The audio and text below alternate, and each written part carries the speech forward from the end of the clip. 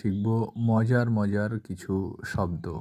যেমন আজকে শিখব থাউজেন্ড, THOUSAND।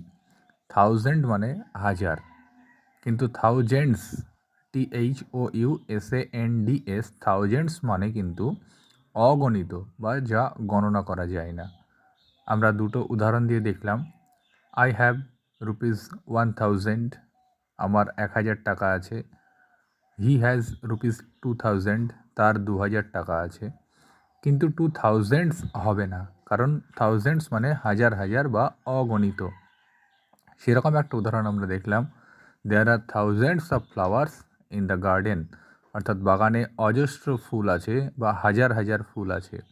আবার thousands of supporters came to the stadium, হাজার হাজার সমর্থক স্টেডিয়ামে এসেছিল।